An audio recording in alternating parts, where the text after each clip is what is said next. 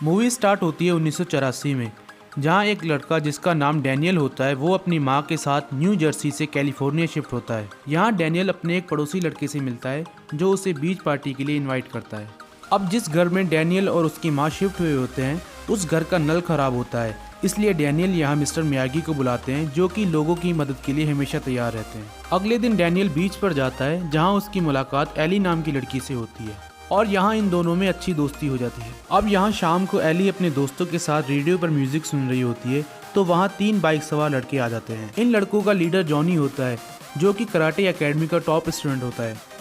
Johnny Eli से बदतमीजी करने लग जाता है और वो उसका रेडियो छीन लेता है। ये सब देखकर डैनियल उसे ये करने से मना करता है, लेकिन जॉनी यहाँ डैनियल को बहुत बुरी तरीके से मारता है। अब डैनियल अपने घर आ जाता है तो उसकी माँ उसके फेस पर चोट के निशान देखकर काफ़ी घबरा जाती है, लेकिन डैनियल अपनी माँ से झूठ बोलता है कि मैं साइकिल से गिर गया था। अगले दिन डैनियल का स्कूल में पहला दिन होता है, लेकिन यहाँ भी जॉनी डैनियल को परेशान करता है और यहाँ भी इन दोनों में आपस में लड़ाई हो जाती है, लेकिन स्कूल के कुछ बच्चे आकर इन दोनों की लड़ाई रुकवा देते हैं।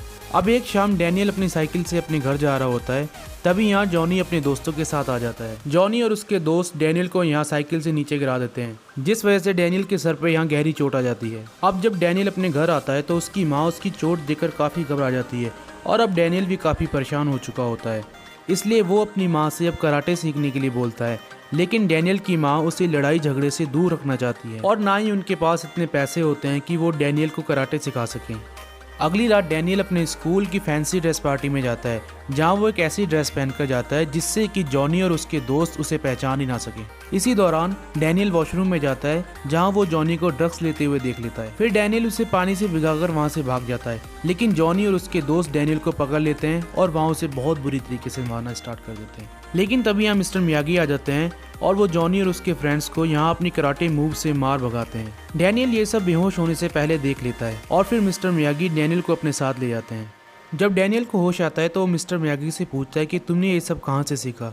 तो मिस्टर मियागी उसे बताते हैं कि मैंने ये सब अपने पिता से सीखा है। हालांकि वो एक मछुआरे थे, लेकिन जापान में हर कोई कराटे जानता है। ये सब सुनकर डैनियल मिस्टर मियागी को उसे कराटे सिखाने के लिए कहता है, लेकिन मिस्टर मियागी डैनियल को कराटे सिखाने से मना कर देता है। फिर जब डैनियल मिस्टर मियागी को बताते हैं कि वो लड़के अपनी कला का गलत इस्तेमाल कर रहे हैं, तो ये सुनकर मिस्टर मियागी को बहुत गुस्सा आता है और वो अब डैनियल को कराटे सिखाने के लिए तैयार हो जाता है। अगले दिन मिस्टर मियागी डैनियल के साथ जॉनी की कराटे क्लास में जाते हैं। यहाँ जॉनी मिस्टर मियागी को देखकर अपने टीचर को बताता है कि कल रात इसी ने हम सबको मारा था, लेकिन मिस्टर मियागी जॉनी की टीचर को कहते हैं कि तुम्हारे स्टूडेंट्स डैनियल को काफी परेशान करते हैं और तुम्हें इन्हें ऐसा करने से रोकना होगा। जॉनी का टीचर जॉनी जैसे घमंडी होता है, इसलिए वो उन्हें कहता है कि क्या ये अपनी हिफाजत खुद नहीं कर सकता, जिसके जवाब में मिस्टर मियागी कहते हैं कि एक हो तो कर सकता है, लेकिन 3 या 5 लड़कों से कोई भी नहीं लड़ सकता। ये सुनकर जॉनी का टीचर कहता है कि ठीक है, फिर जॉनी अकेला ही लड़ेगा, लेकिन मिस्टर मियागी कहता है कि यहाँ नहीं,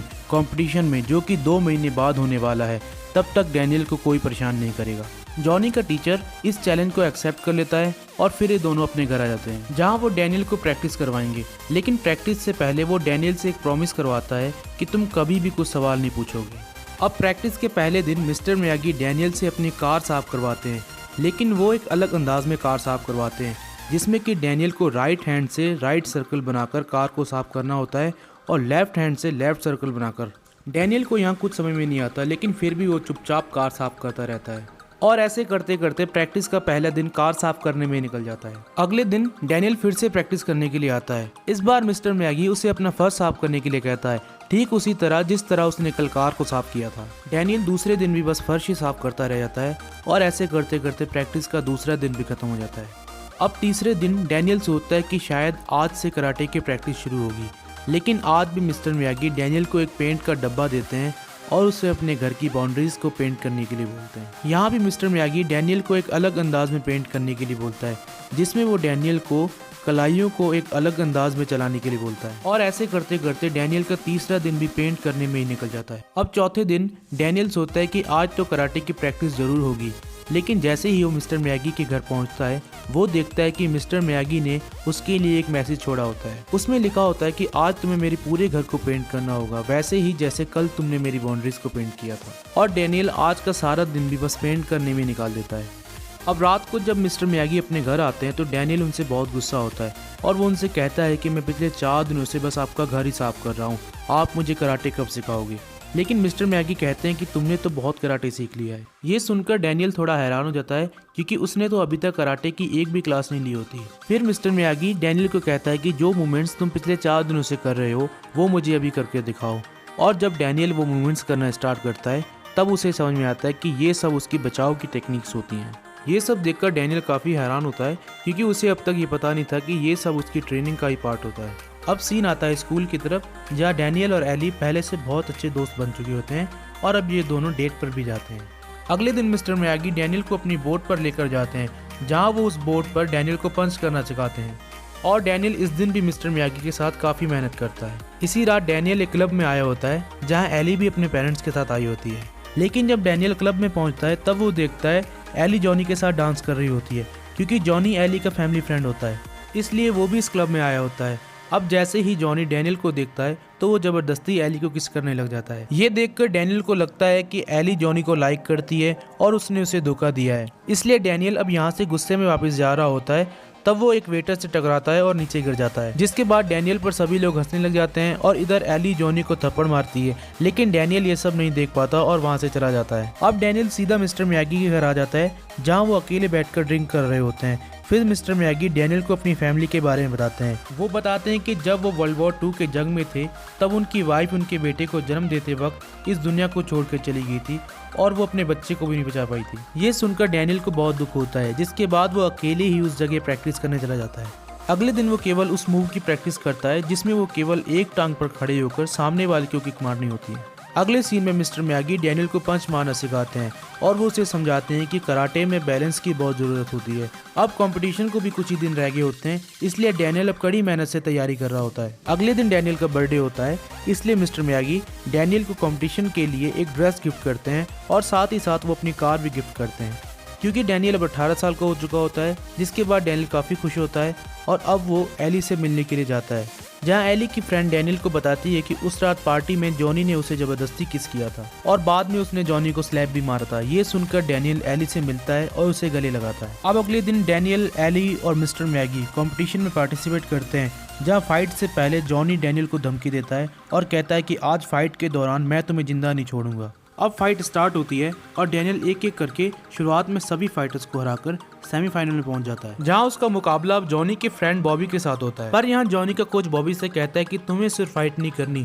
बल्कि उसकी टांग तोड़नी है, क्योंकि कहीं ना कहीं कोच को एहसास हो चुका होता है कि डैनियल अब जॉनी को हरा सकता है। इसलिए जब मैच स्टार्ट होता है तब बॉबी ऐसे ही करता है, वो डैनियल की टांग पर अटैक करता है, जिसकी वजह से डैनियल घायल होकर जमीन पर गिर जाता है। बॉबी के इस गलत मूव की वजह से उसको डिस्क्वालीफाई कर दिया जाता है, जिसका मतलब है कि डैनियल अब फाइनल राउंड में पहुंच चुका होता है, जिसका सामना अब जॉनी के साथ फाइनल राउंड में होगा। लेकिन डैनियल यहाँ फाइट करने की हालत में नहीं होता और डॉक्टर ने भी डैनियल को फाइट करने से मना कर दिया होता है। इधर रिंग में भी अनाउंसमेंट कर दिया जाता है कि अगर 15 मिनट में डैनियल वापस रिंग में फाइट करने के लिए नहीं आया तो जॉनी को विनर मान लिया जाएगा। इधर डैनियल मिस्टर मैगी से कहता है कि मैं रिंग में जाना चाहता हूँ और मैं लड़ना चाहता हूँ।